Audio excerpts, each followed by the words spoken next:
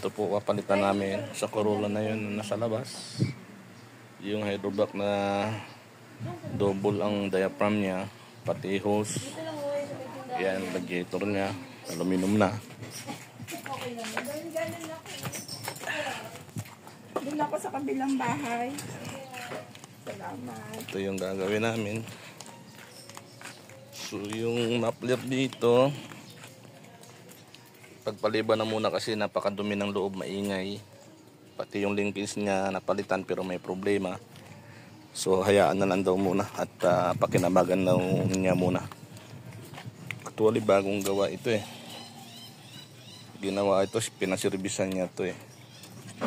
So ang problema niya is sobra amoy gas daw yung lumalabas ng ano nito, exhaust nito. So try namin i-solve to. Kaya lang pinaglalagyan ng dikit yung throttle body nito. So yung throttle body na yan, pull out ko yan, pati injector nito at bagong gawa daw, pull out ko yan. Ititest ko isa-isa yung injector na yan, titinan ko gaano kalakas yung spring yan. Okay. Inalis ko na po yung dikit na yan, yung basag na yan. Papalitan ko na lang ho ng iba to. Okay. Boss, sabi mo, nakwento mo bago yung fuel filter. Hindi ho bago yung fuel filter dyan, napakaluma na ho yan. Kukuha ho ako ng bago niyan para makita nyo kung yan ipinalitan. Hindi po pinalitan yan, luma po yan. Kuha ako ng bago. Ito po yun sir, yung bagong fuel filter ng makina Corolla. Lalabas ko lang po para makita nyo yung bago at luma. Ito po yung bagong fuel filter nya. At yun po yung sa inyo nakakabit. Luma po yan. So kailangan tayo magpalit yan. Palitan natin po yan. Ito yung bago.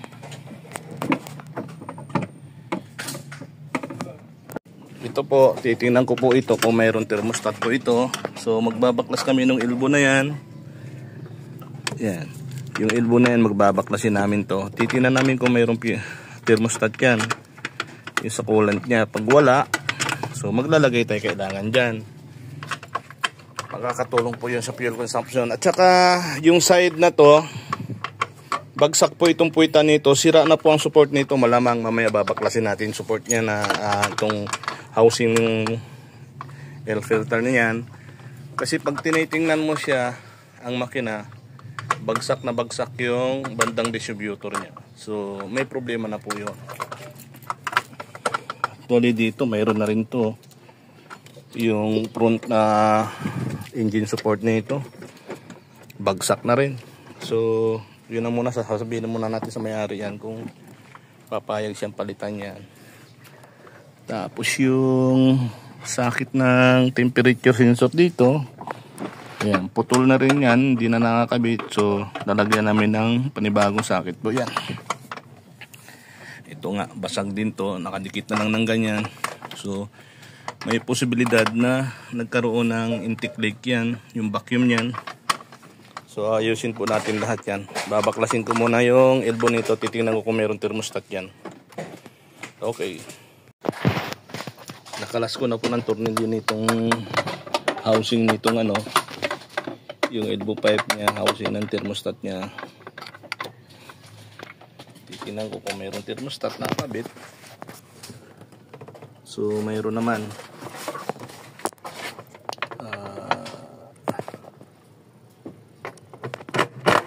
Yan ang thermostat. So kakalasin ko muna, titingnan ko condition nito.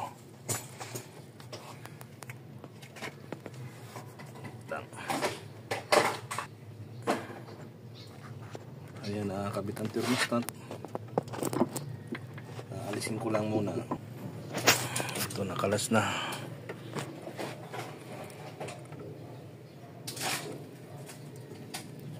So titingnan ko condition nito. Pag okay, babalik namin to. Okay. Ito.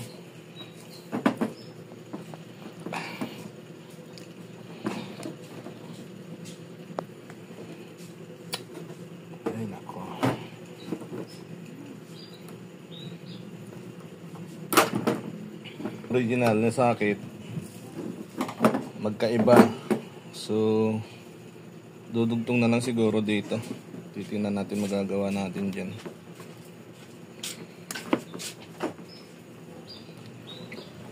Di bali, mamaya na lang. Yung maikli na putol, oh.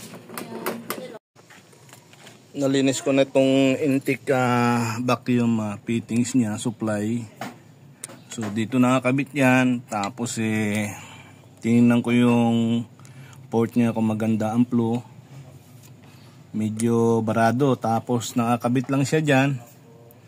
Nakaganyan, singaw. So paano magbibigay ng tamang reading itong map sensor na to sa ECU? So kaya ang reklamo nung may-ari nito is parang nangangamoy daw gas lagi, malakas sa gas. So ito kasi kailangan mag-reading ng tama para hindi siya magiging rich or lean mixture yung fuel niya. So isa ito sa importante na kailangan walang leak yung vacuum na papasok dito sa manifold na yan. Kailangan maganda po ang vacuum dyan para magbibigay reading yan. 5 volts lang yung isusupply niya ro sa ECU dyan. So ayusin ko muna to. Hindi maganda supply. Ayusin ko yung butas nito, medyo barado eh. Ayun, oh. Nakikita dito wala halos butas, oh. May masisilip naman kung may butas o wala, kaya problema to. Okay.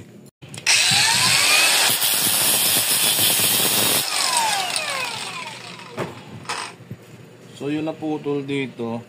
May thread na to eh. Iti-thread natin siya dyan para magiging maayos yung vacuum nito. Nagawan ko lang ng thread to kasi nga pinasukan ko na yan.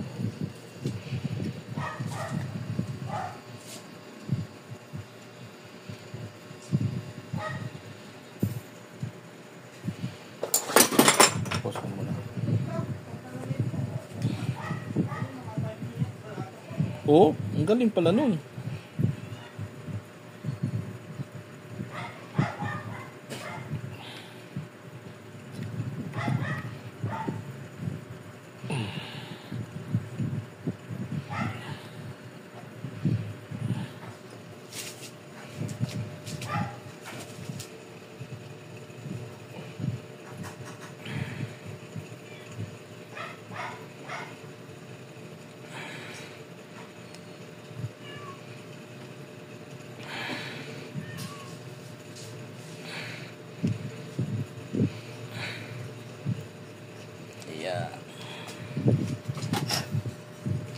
I-trade natin yan, tapos lalagyan natin pandikit. Okay. Okay na yun dyan.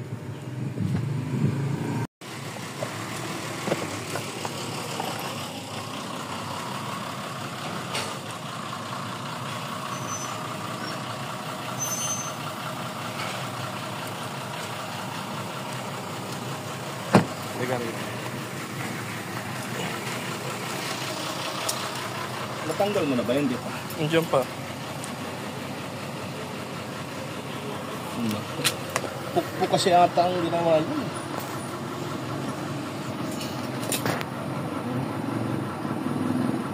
Ba't ganun?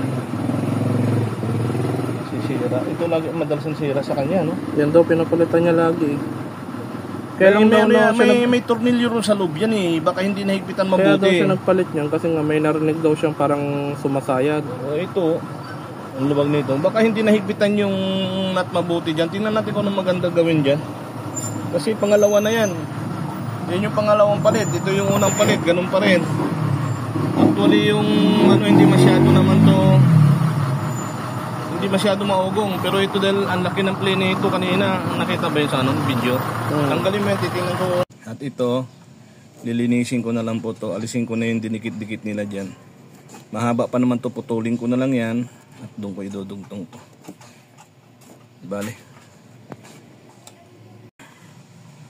Ayan na, inalis ko na. At ayan na siya. Ganyan na. Wala na yung dikit dyan. Yung leak ng power steering nito, alisin pa namin yung pump niyan. kasi namamasa talaga. Okay. So, higpit na sa kanila yan.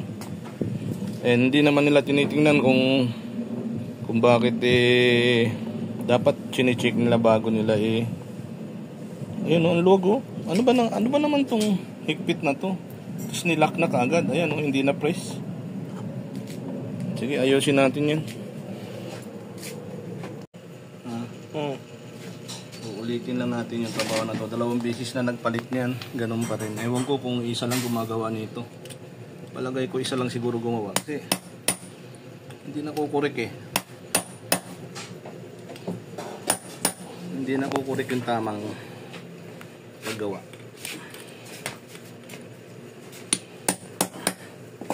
Sisiguraduhin namin dito hindi na uulit yung problema na yan.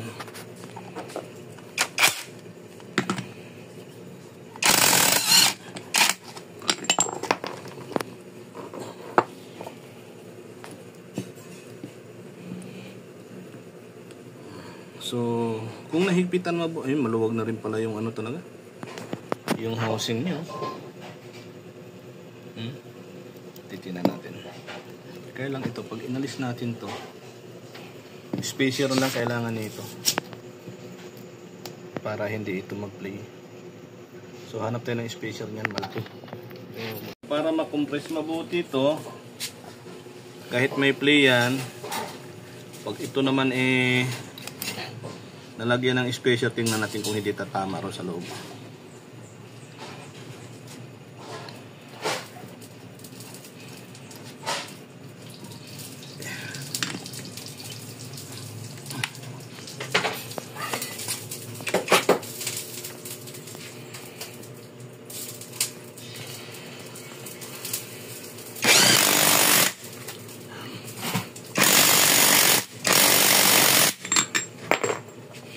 Tingnan natin kung may play pa yan.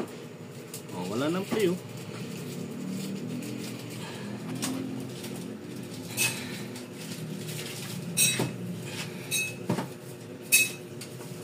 wala nang play yan. Isa pa.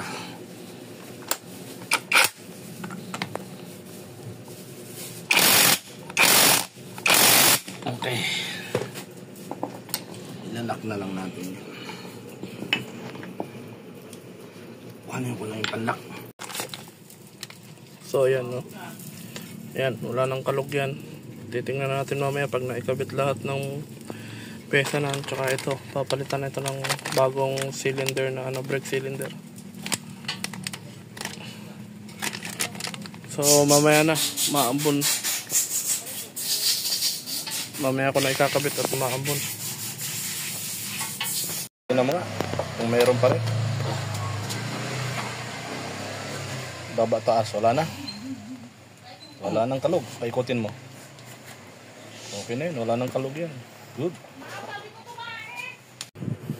Ito na yung fuel filter, tinanggal namin. Titingnan natin kung gaano kalinis pa to. So ayan po. Ayan. So kailangan namin magtanggal ng fuel pump nito dahil yung strainer nito ganyan din. So tingnan mo gaano kalinis yan. Kalawang.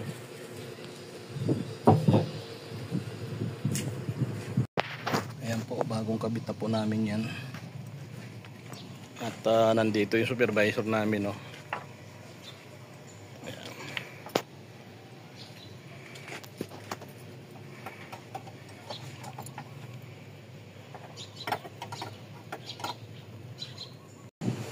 Kabit na, nire-ready na para ikabit namin. So ito yung baso, tanggalin mo nga itong baso nito dyan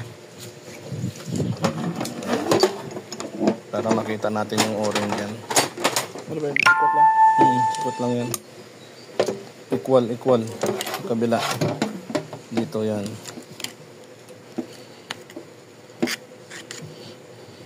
Doon sa kabila rin.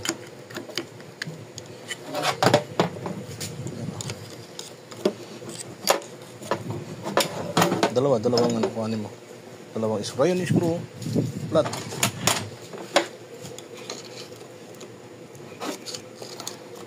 Yan. Yung o-ring na ito, yan, may o-ring kasi ito Yan. Flat na. Ayan Yun yung o-ring niya. So dito nagkaroon ng leak. Papalitan to. Sungkitin mo yung o-ring nito.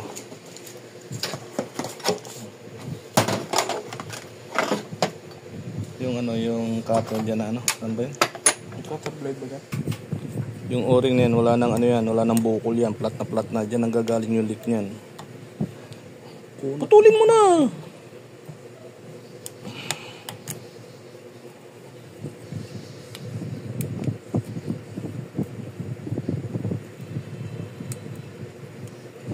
Yan, malutong na yan, oh. Yan, matigas, malutong na. Yan. O, naputol na nga. So, yan lang papalitan natin dyan. Para mawala na yung tulo niyan. Okay. Dapat gano'n. Kasi para hindi siya mamamatay agad. So ito, bagong gawa. Kanina iba eh. Uulitin namin ulit ito kasi nga nangangamoy gas. Tapos papalitan namin tong mga kit nito kasi ito puro matitigas na lahat yan. Papalitan natin ng yan. Papalitan natin ng mga goma to kasi nga sobrang tigas na nito. Yan, papalitan natin ng mga goma tsaka itong strainer niya, sobrang dumi oh. Yan, tatanggalan natin yan. Kasi bago siya mag-close. May papalit tayo dyan bago. Wait lang. Kaya bago talagang masarado, meron pa siyang konting nega pang hangin na kapasok ng lakas.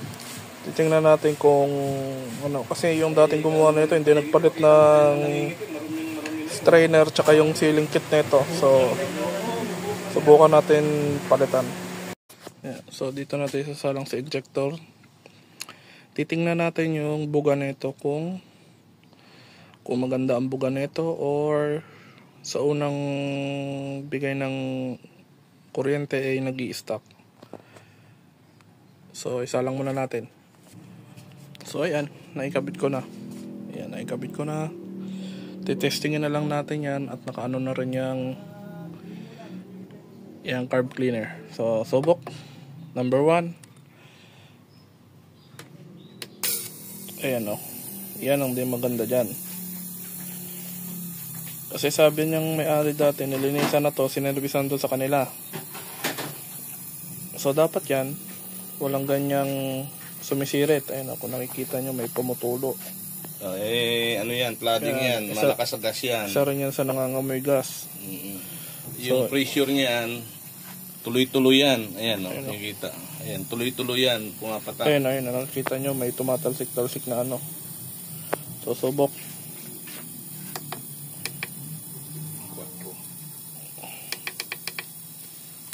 I-cleaning natin yan. Saka yan, medyo hindi maganda yung bugaw, pabago-bago.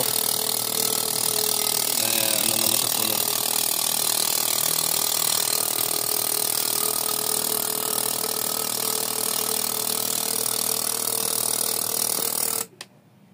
Tingnan natin. Yan. Dapat ganyan nagko-hold. Meron pa rin. Cleaning pa rin natin.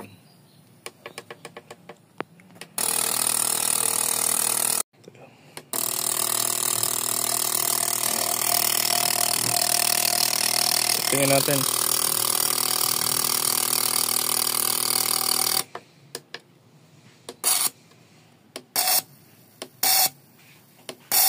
Kulang pa sa cleaning ngayon, no? Nag-ano pa. Nag-iiba-iba pa.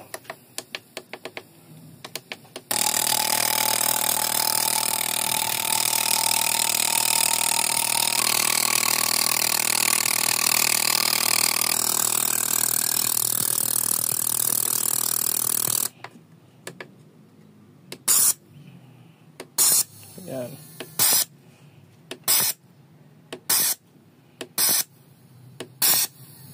Isa pa. Hanggang makuha natin yung gusto nating buga saka nag-hold.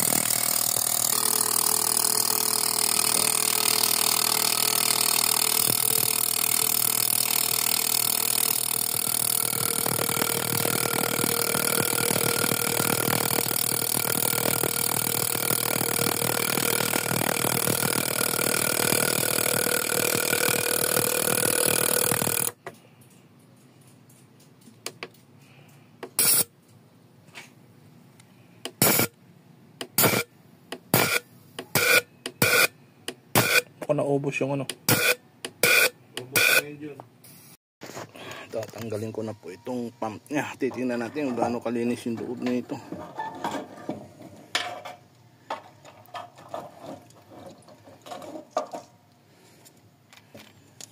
So, napakarumi na ng strainer niya. Titingnan natin kung kaya natin linisin yan. Pag kaya naman, babalik natin. Kung hindi, papalitan. Yan po nagamit natin. Meron pa bang laman doon sa ano? Bali ilan nagamit natin dito? Ha? 7. Andun pa? Meron pa? Wala na ron? Wala na. Yan na. Nakuha mo na yun nandun doon? Meron pa isang. Bali 7. Pero 6 na lang siguro i-charge ko dyan. May tira pa ba doon? Wala na. Ubos na. Kasi sa ubos din. 7 talaga. Kasi naman itong mga injector na to siya talaga may tama. Kailangan talaga maklining yan. Malinis mabuti para yung buga pare-parehas. So nakuha naman. Pero mayroong isang alanganin. Yung number 2 ba? Number 2. Yung number 2 na testing, yun yung sobra. Doon nagtagal. At saka yung 4 ata. Yan 3. 1, 2, 3, 4. Yan. Medyo ano. 1 ang medyo matinulo. Sige po, yun lang. Ito, sir, pinalitan din namin to kasi putol na ito. Mga putok na may mga tip na. Oh. Mayroon ako niyan. Maganda pa, matino pa. Dugtong. Ayan, dinugtungan. Malaki na yung dulo. Maluwag to doon. So, doon sa intake niya, yung vacuum, magkakus ng hindi maganda to. So, kailangan natin na maayos yung leak ng vacuum nito para tumino itong makina nyo. So, andun na nakalagay na ron. Pinalitan na namin yan. Ito yung sa steering assist ng power steering niya. Okay. Ayan yung condition ng spark plug mo, sir. Oh. So, sobra sa gasolina to. Hindi kasi nagbibigay signal itong mabuti itong map sensor mo na yan kasi nga yung vacuum niya nagkaroon ng leak yan. So ganyan, maitim na maitim yan, maglilin mixture talaga yan. Ito ipapalit natin iridium. So makikita natin yan after magawa namin yung ano mo kung ganyan pa rin ang maging kulay ng spark plug nyo rito. So kailangan natin palitan yan kasi ay ko na ibalik yan. Gusto ko maayos ang trabaho ko dito eh. So ito yung 4 na ipapalit. Yung 4 na yan papalitan natin to. Kaya nakakabit na rin yung intake manifold dyan. Ha? Okay, hindi siya ito yung budget. Nahigpitan ko na yan. Okay. So after magawa natin, titingnan natin yung condition yung smoke nya. Kung ito ay mayroong white smoke, yung bulb cell nito palitin na. So, observe muna natin yun. Huwag muna natin palitan sa ngayon. Kung anong kahinat na itong trabaho na to. Kasi kailangan mapaandar namin yan. Makikita namin yung kondisyon ng exhaust smoke nito. At magpapalit pa ng support. 2. At titingnan ko, ihuli ko na lang yung socket nitong ano nito, yung harness nitong distributor nyo kung okay lang galawin. Kung hindi, yung magkabasag-basag na siguro pagpaliban na lang muna yan muna. Okay. Ayan, naka-on position yan. Pero walang reaksyon yung valve. So may problema sa ECU to, yung ECB control niya. Tingnan mo, huwag mo lang masyado pakita mo lang yung yung galaw nito. Yun yung kailangan gumalaw niya pag nag-on. Ayan oh. So yun ang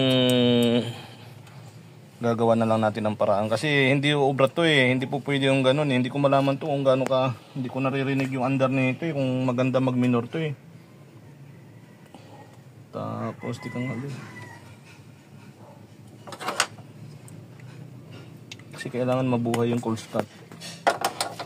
start nito huwag mo munang video. Bubuhayin ko lang cold start nito.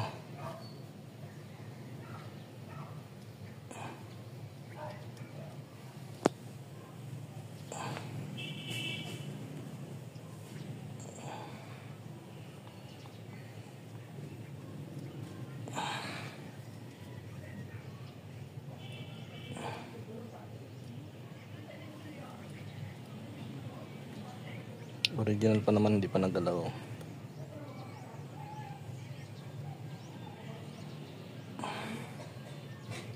So ganyan muna, testing muna natin ang ganyan. Tingnan natin pag under niya kailangan hindi bababa kaagad. May problema yung ICB control ng ECU. Okay, kahit ganyan yan, walang problema at gagawa namin ng Okay na to? oo. Ayan, na bago na support niyan. Yun dito sa transmission, bago na yan nakakabit yan. Ano. So ano yung label ng makina? Tumaas na yun dyan. So papalitan pa namin yung sa right side ng makina. Papalitan namin, andun yung kapalit. So ang makina, inaas ng makina, oh, hindi na bagsak. So pag umandar to, ang gagalawin dito yung makina lang mismo. Kasi dati pag umandar to, vibrate na buong katawan nito. Start!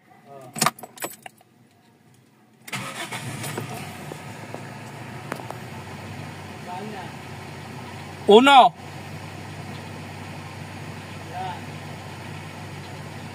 Uno pa rin. Ah. Kasi kung start niya yan.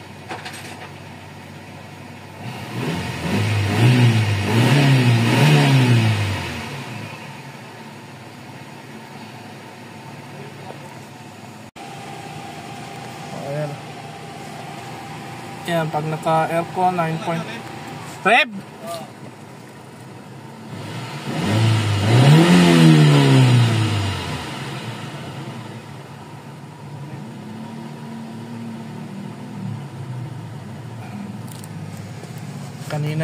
Kanina kasi hindi lang na-videohan, may putok-putok. So hinanap namin yung problema. Ayan. Ay, pinalitan ng pyesa. Yun, halika. Dali lang. Kanina nung pinaandar, mayroong misfire, may putok-putok yung tambucho. Ngayon wala na, oh. Nagpalit lang kami ng high tension wire.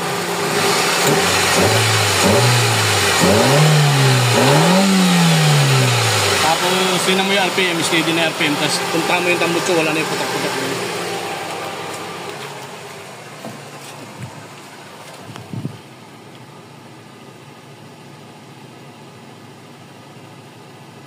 Ayan, steady na. Tingnan natin yung tambucho. So, may putok-putok pa rito.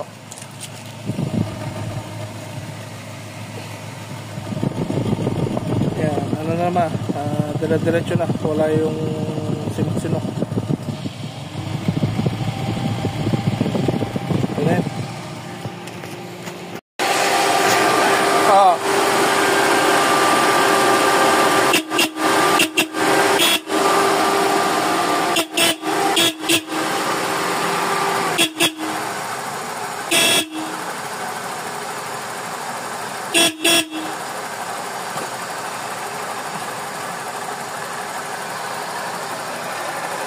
May maingay dyan sa kanan.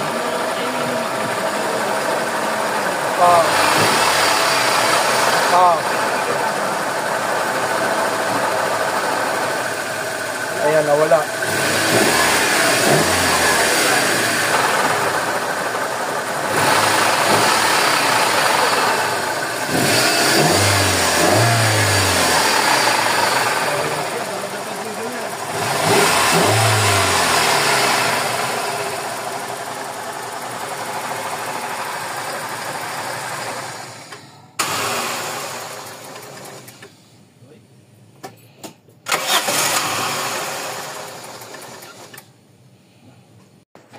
So ito, susubukan natin paandarin. Start ko na. Ayan, gumagana na rin yung temperature gauge niya.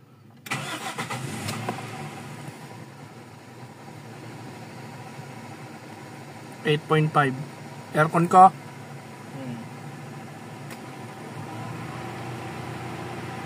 9.5. Yan.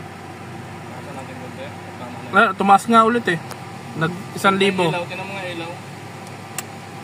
Sige, naka-headlight ba yan? Yan. Magda-drop yun eh.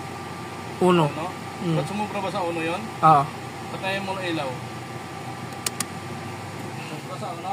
Sobra ho sa uno, onti lang. Automatic. Nag-automatic eh.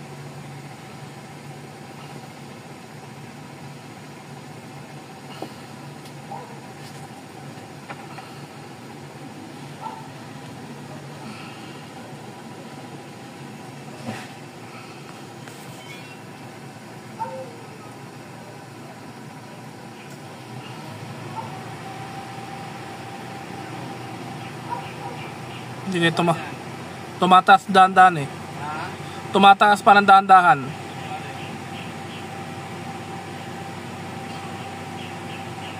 Lagpas ng uno onte. Tumaas lang ng uno ng onte.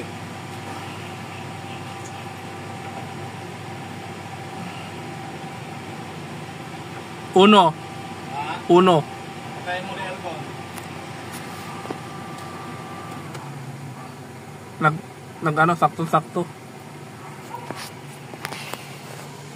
Patayin mo makina. Tayo makina. Start mo nga. Start.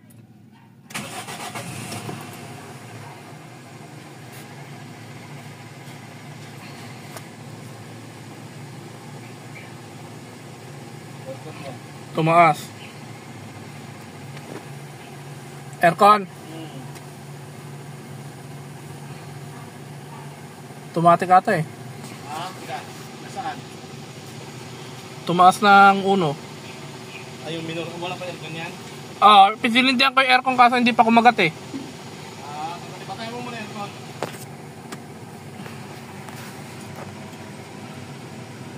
Patayin mo aircon yan. Patayan.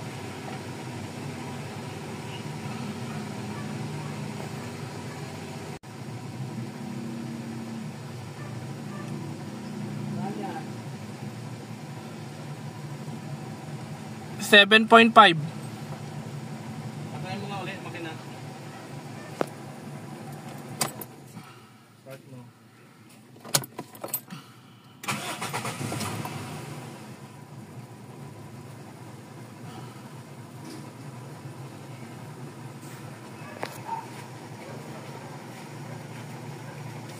Yan, tumataas. 8.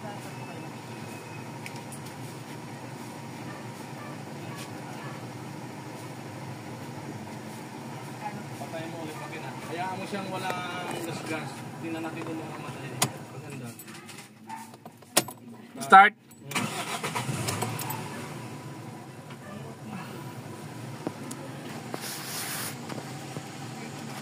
Tama na yung kanina niyo. Baka magano.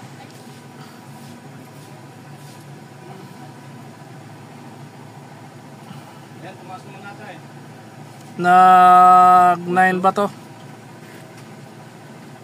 Nag-9? Mm.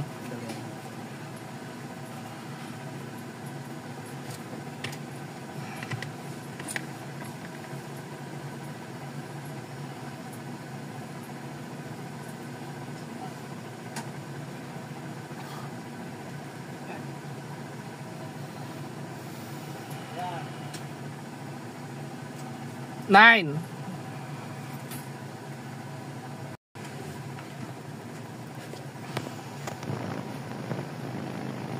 8.5.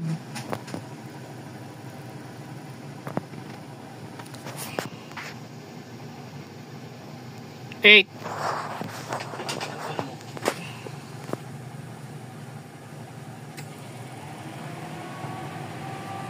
Baba. Mababa.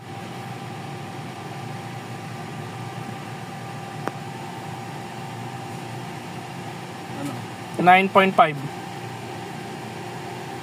Takas pa yan. Patayin mo aircon.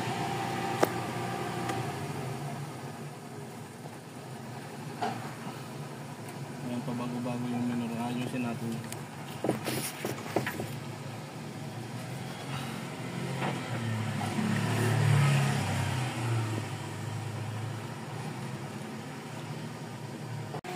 Tama na yan. Huwag masyado yun. Tapos aircon mo. Yan. Aircon? Oo.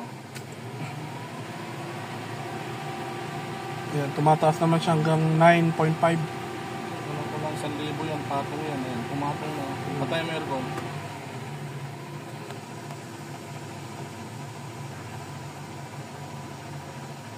Okay na yun.